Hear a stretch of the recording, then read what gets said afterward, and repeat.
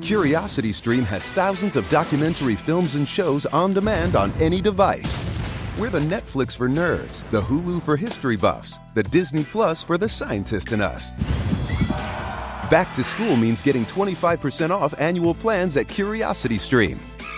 That's a little over $1 a month for thousands of brain-boosting documentaries. Hurry, sale ends Monday. We got a singer! Your life, your hopes, and whatever you were searching for at 1:15 a.m. It's really none of our business, and it shouldn't be anyone else's. Protect your privacy online for free with DuckDuckGo. DuckDuckGo. Privacy simplified.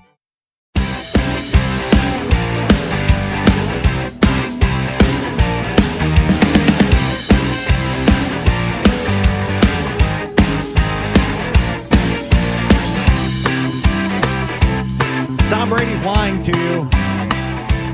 Lying to all of us. He's lying. Not about his age or anything. Or how he cheated to win Super Bowls in New England. No, none of that. Tom Brady is directly responsible. Him and Bill Belichick are directly responsible for the Rams moving out of St. Louis. If they didn't cheat in that Super Bowl and the Rams won another Super Bowl that year, they may still be over there in the Archway City.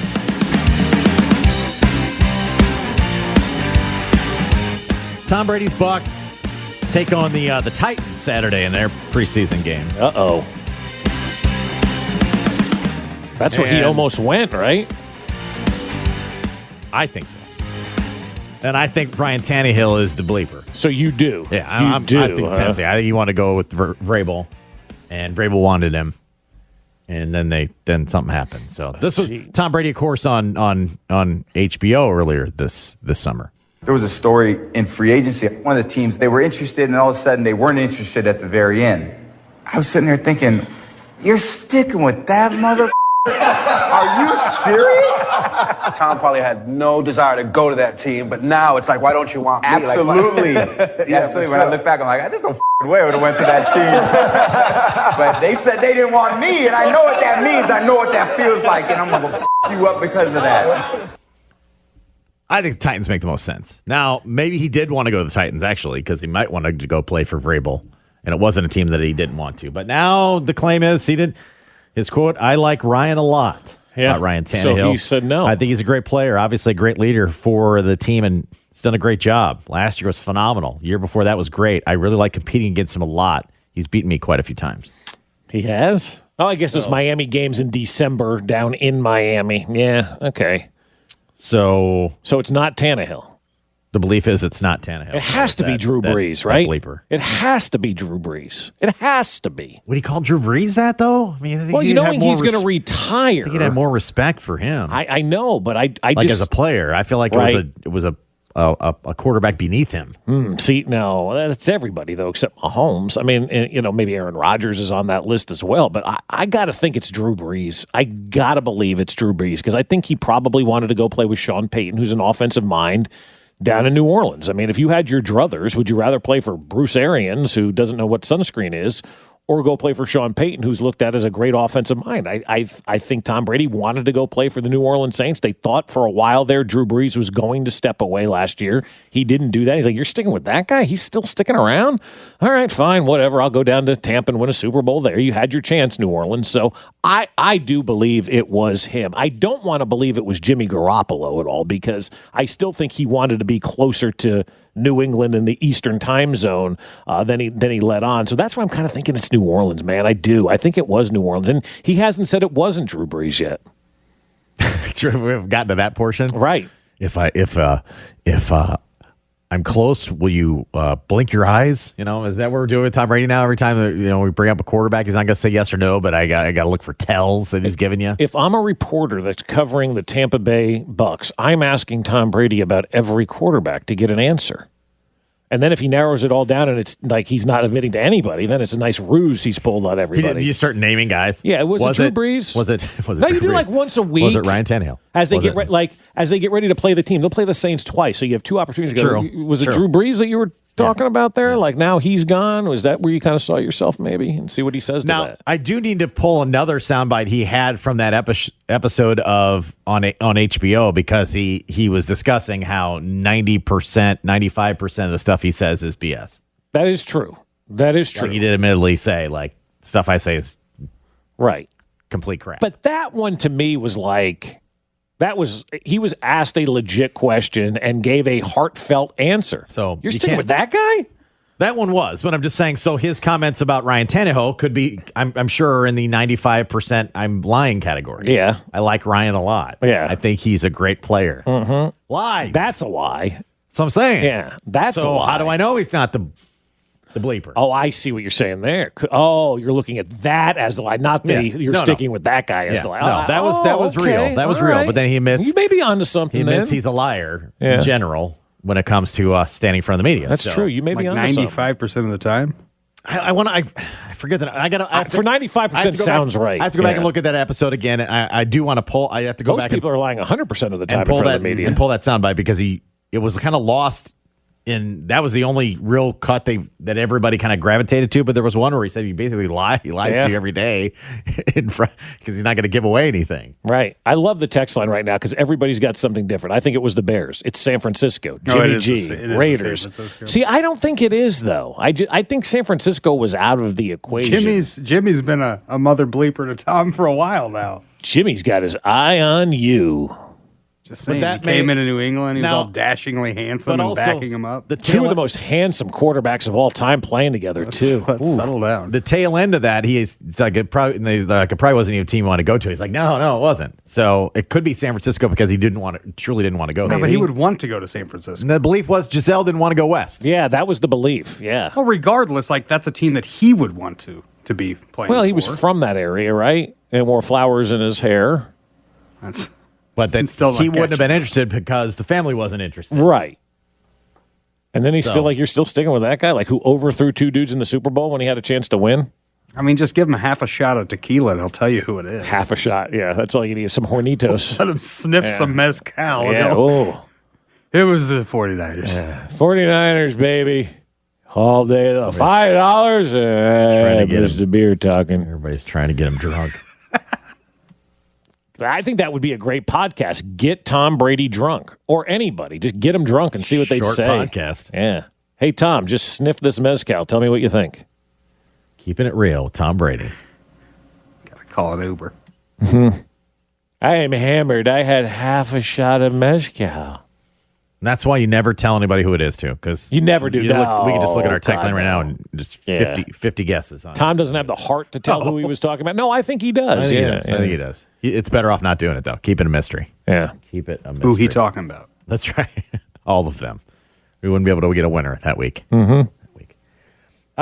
Lucas Niang met the media yesterday. It's Niang, right? Mm-hmm. Okay, good. Just checking. I know Billy had a different pronunciation of that, so I was just making Right. sure. Lucas Niang. Playing right tackle. Lucas Niang. Niang. Billy Niang. Nope.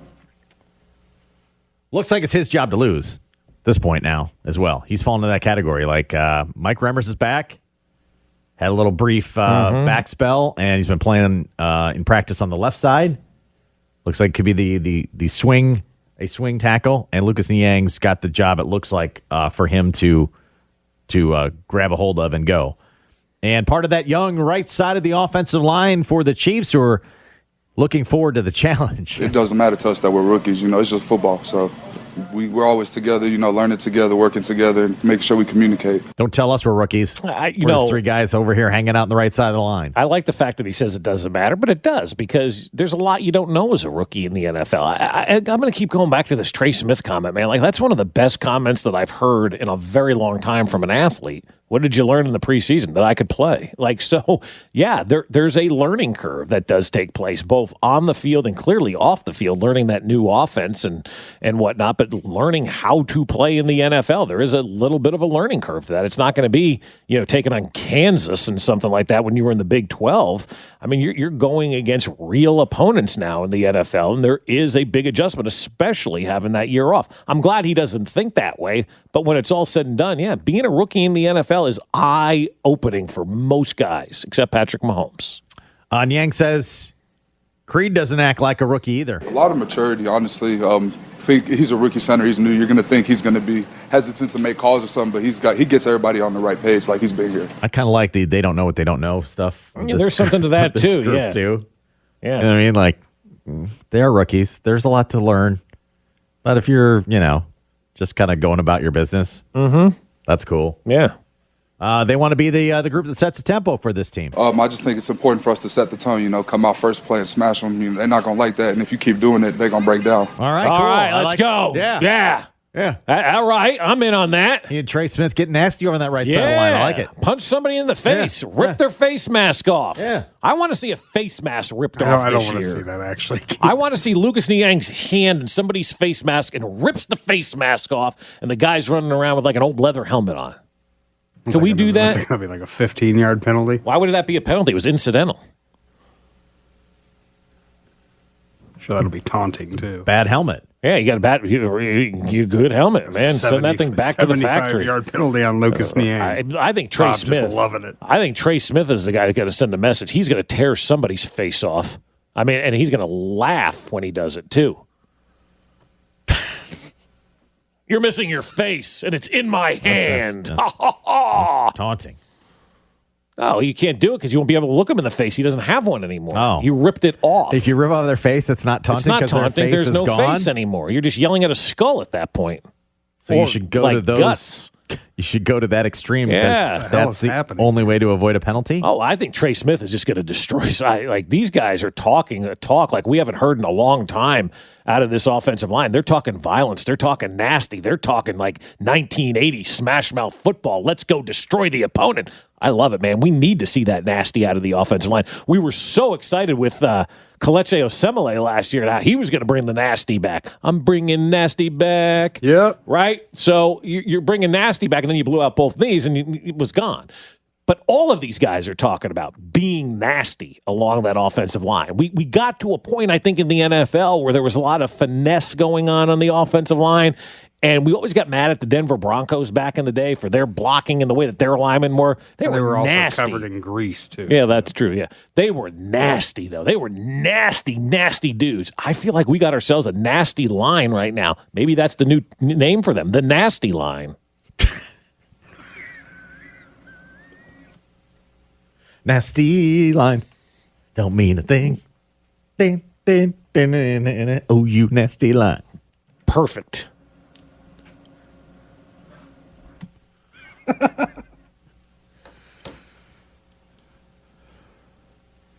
It's just careened off the rails, hasn't it?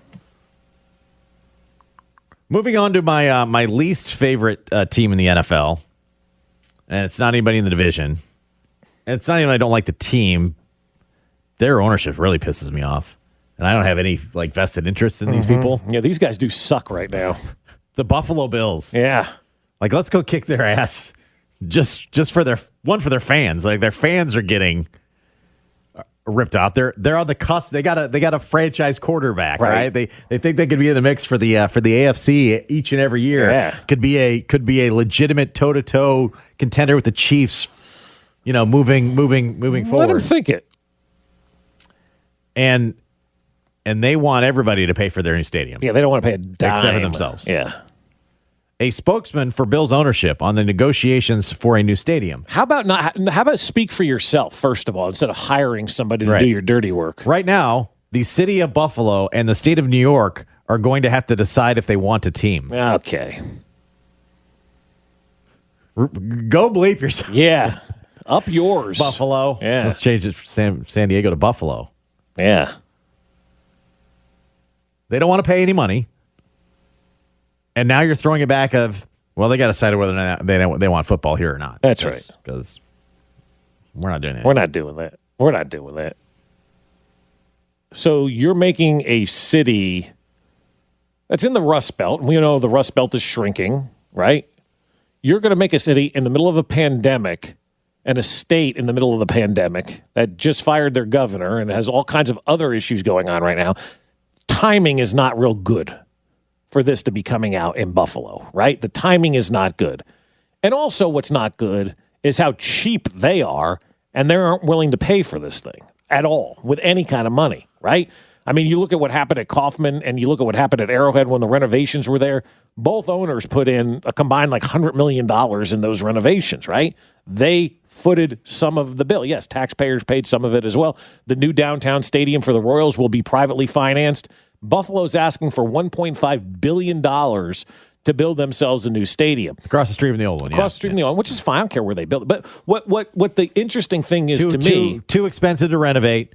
Well, it would cost $500 million to build a new upper deck for them. And that's stupid. You don't put $500 million. It sounds like it would be more cost-effective to build an entire new stadium. Right. But, they don't want to do it. They don't want to do it. I'm not paying for it. Well, then you're not getting that stadium. The thing is, though, to me, other than San Diego right now, Buffalo doesn't have anywhere to go. Like, the NFL has taken L.A. and Las Vegas off the table right now, right? Those are gone. You got 2 teams in L.A., you got a team in Vegas. It is done.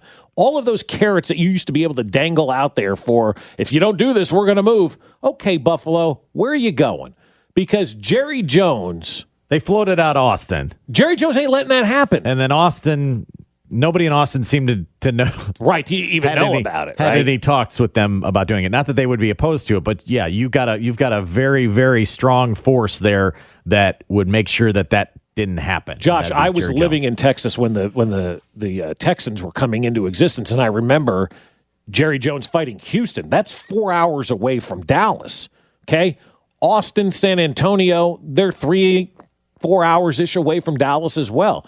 I don't believe Jerry Jones would allow Austin or San Antonio to have an NFL team. And he does wield that much power in the NFL. He's responsible for the Rams and Chargers ending up in L.A. I mean, Jerry Jones fingerprints all over that. And if Jerry Jones went to the rest of the owners and said, I don't want the team, I do. In Austin or San Antonio, the owners look at Jerry Jones as one of the most powerful guys in their league because of the way that he's the P.T. Barnum of the day and markets a team and makes dollars. Like, he is well respected amongst owners. If he went to the owners and says, I don't want this, they're not going to approve a move to Austin or San Antonio. So I would eliminate those right now out of it. The only place they could potentially go would be San Diego. And they've said San Diegans would vote for a new stadium if it wasn't for the Spanos family. So maybe that is a possibility and that becomes the new place out there. But the options right now for Buffalo are very limited. So if you want to play this game, and I think that's why they are playing this game, because they know there's no landing spot for them right now in this country when it comes to the NFL. Yeah, it feels like a strange move to make when you don't really have any leverage. And quite honestly, Josh, based on this pandemic, I'm not moving a sports franchise out of the United States. What's gone on in Canada and trying to get games played up there has been insane. Yeah, because London might have been on the table for a while, right? Right. Some kind of international NFL expansion. You can't do that now. Right. Can't do it. You can't go internationally. Anyway. And I would say, you know what? We'll play an international game over there. But who knows what's going to happen going forward with pandemics and things like that. Leagues cannot put themselves in that type of position to have a team based in a foreign country now and them living different rules than we're living here in America. You just can't do that. It's competitive balance doesn't work that way. I just feel sorry for Bills fans. You finally got Josh Allen. Now your team's trying to hijack you for money. Yeah, and where are you going to go? Good luck to you. For a stadium, so. Because California's broke too. Yeah. It doesn't sound like a great plan. You don't have anywhere to go. Just put up some of your own money here. Right. Don't be a jerk. You asked the question, I think, off the air. It might have been on the air the other day. I'm not sure. But you said, are umpires even checking pitchers anymore? It was like 2 days ago I said to you guys, and I think it was off the air. No, I guess it was on the air because I said, yeah, I think they're not showing it on television. Okay. I think they're still doing it. I think they're going towards the dugout and they're doing it. They're just not, television's not showing it anymore. Yeah. Where you go and do it. And then, man, of all teams, the White Sox got nailed last night. Tough. Well, so sad. He was, he was looking so Field of Dreams-ish when he pitched last Thursday at the Field of Dreams. But Lance Lynn got busted last night. So you're going to have to look closely. Lower left, Lance Lynn in the dugout. You see he threw his belt. Yeah. The belt come out of the dugout right there on the rail, and then. But then the umpire standing right there who was checking the glove So we're back to throwing articles of clothing at umpires. Yeah, 2 dudes were kicked out last night. So Lance Lynn was ejected after tossing his belt at the umpires during a sticky check. Right. So we are still doing it. I guess so. We are still thrown out, and we're still not happy about being asked probably to turn over various items of equipment. I know Tony La Russa after the game wasn't happy at all. I haven't seen the fans or the media been this pessimistic since 1964. Yeah, it's true. It really is true. But why are we still throwing fits over this? Maybe they haven't checked for months because it sure seems like it. But even still, you know it's happening, right? Like, you know it's going to go out there. And to me, like, you know, when you throw a fit and you protest too much, that means you're hiding something. So maybe Lance Lynn was hiding something last night. Took his belt off and threw it out there on the field. I mean, we have seen people pull their pants down. We have seen people now throw belts. We have seen all kinds of things since this checking of pitchers has gone on in Major League Baseball. You would think at this point in time now, since they're not even showing it on TV, we're just all used to it and accustomed to it, right? Well, Lance Lynn claims the umpire was late. That was the reason. Late? That he left his hat and glove on the dugout railing for inspection and went into the dugout. That the umpire wasn't ready to check him when he was walking off the field. Okay, well then don't check him. If you're not ready, it's like, you know, if you hesitate at a red light, don't go through it. He was late getting over, so I left my glove and hat, and then while I was going down the dugout trying to see the trainers because I'm dealing with something, like sticky, he yells at me and says he needs to see my belt, so I toss it up and then he throws me out. Yeah, well... Obviously, I hurt his feelings, Lance Lynn says. He threw me out because I tossed my belt. And I said, well, if you were on time, we wouldn't have this problem. Yeah. And the umpire didn't like that, huh? Did not. No. Be on time. I don't like lateness. I'm with Lance Lynn on this one. Don't be late. Making people wait. You also can't throw your belt. Can't throw stuff at the umpire. No, you can't. You can't do that, no. Can't toss stuff towards the umpire, even if it's Was it Angel Hernandez? Kind of jest. It was not Angel Hernandez. Any more from Tony La Russa? He did argue with umpires for quite a while. Yeah. After Lance Lynn got tossed, so he was certainly defending his player. Audio from the argument. Yesterday. Do we have that? Listen, I want to talk about. Want to know why they want to get rid of the quarterback when the quarterback is good in the beginning? When they first got him, he was doing good, and he screwed him up. Yeah. Sticky on his belt. Yeah. So 2 players tossed yesterday with the sticky. It wasn't the sticky for Lance Lynn, but he tossed his belt, and that's a no-no. Right. Can't throw equipment at the umpire. More from Tony. Everybody talked about Feller's fastball, but he had a tremendous curve. Of course, he had a fastball, too. He broke the machine in Washington. The Army scientists come out with a machine, and he threw through the machine, and the ball broke the machine at 108 miles an hour. The machine. Broke the machine. He broke the machine. That's talking about Albert Pujols? Yeah. Well, yeah, Tony's close with Albert. Yeah. Our parent company is wrong about Andy Reid. Don't make Fesco write another song. Next. Fesco in the Morning, brought to you by Santa Fe Auto Sound, Kansas City's home for car audio since 1967. Curiosity Stream has thousands of documentary films and shows on demand on any device. We're the Netflix for nerds, the Hulu for history buffs, the Disney Plus for the scientist in us.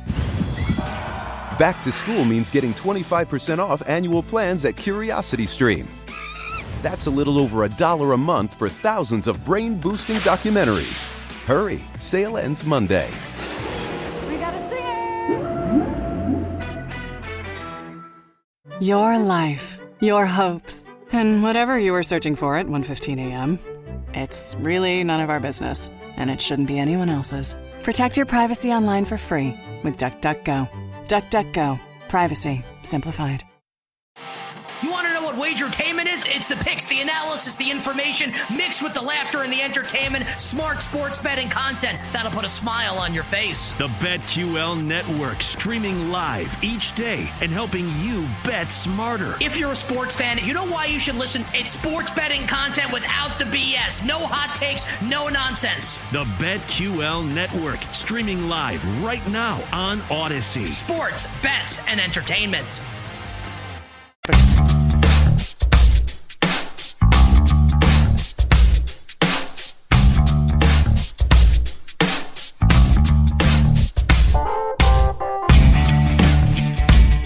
might be writing another song. I'm not sure. Uh-oh. I'm not asking for it. No one's asking for it. But the last time there was one of these instances, it did force you to write a song defending Brett Veach. That's right. It was a week ago at this time where Brett I did Veach that. Town. Yeah.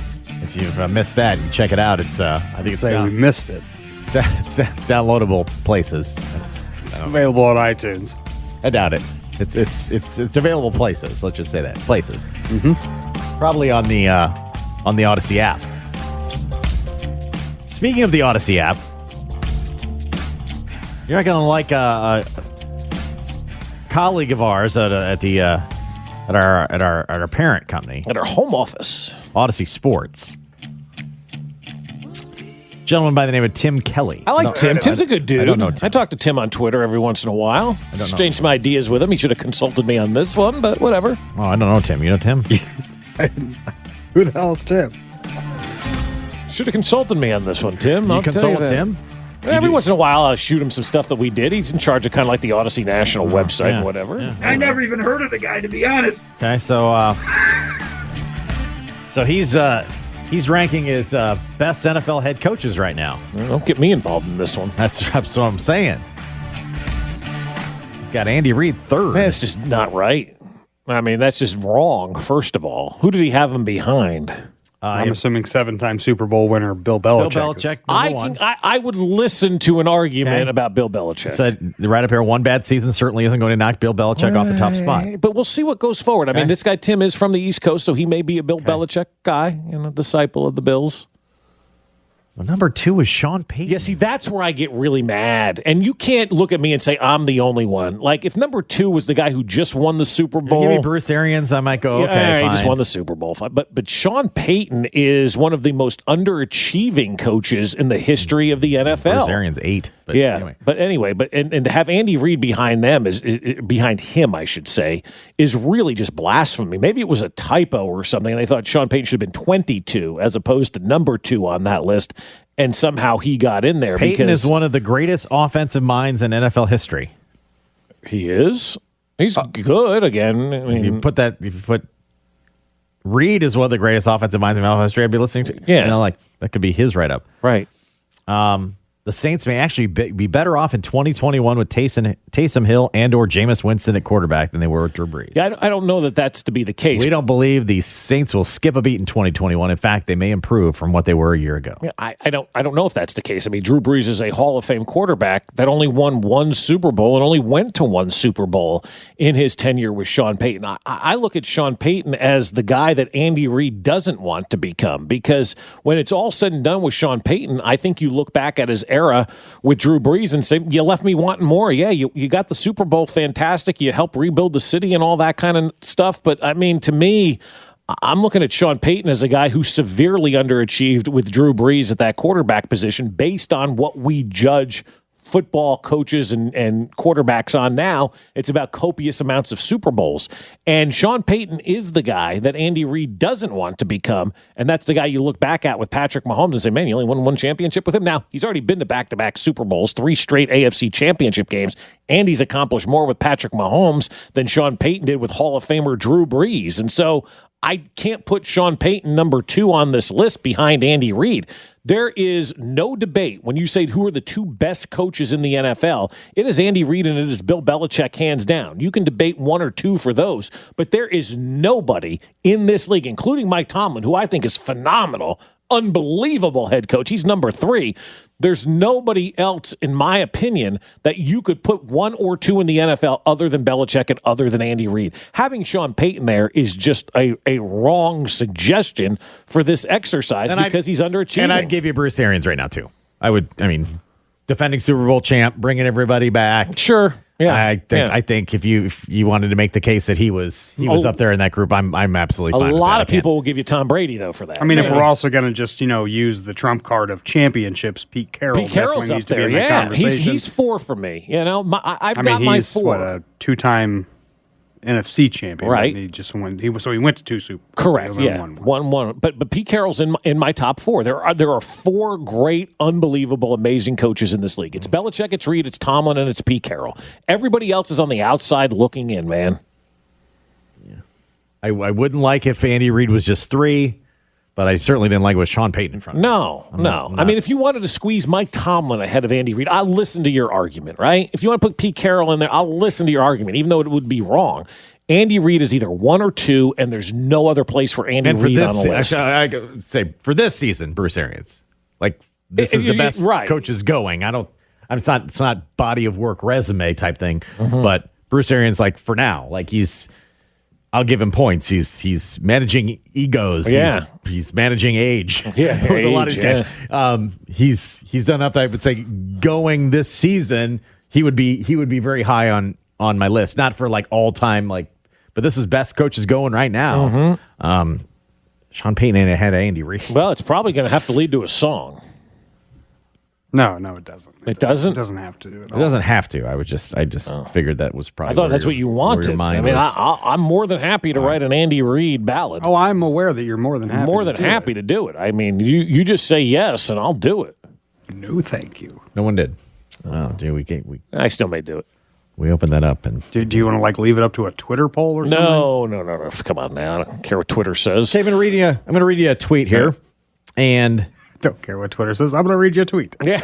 Well, he said that I didn't. I'm going to read you a tweet that could have been from anybody. Could have been from anybody watching a baseball game last night. Right. Or it could have been from a talk show host. Could have been, yeah. We're playing a game here? It's hard to understand how professional hitters can be this unproductive. The best teams have a more disciplined approach. The slugging and OPS numbers don't lie. It could have been from a baseball fan 45 on Twitter. Right. Yankee fan angry 2 on Twitter. Could have been, I follow him. He's good. I hate the Mets, but I love them 3. Revive 85 and 15. Right. On Twitter. It was the owner of the Mets. That's the owner of the team saying that, calling out his team on Twitter. The owner of the Mets tweets, "It's hard to understand how professional hitters can be this unproductive." Yeah. That's the fantastic. Best teams have a more disciplined approach. Right.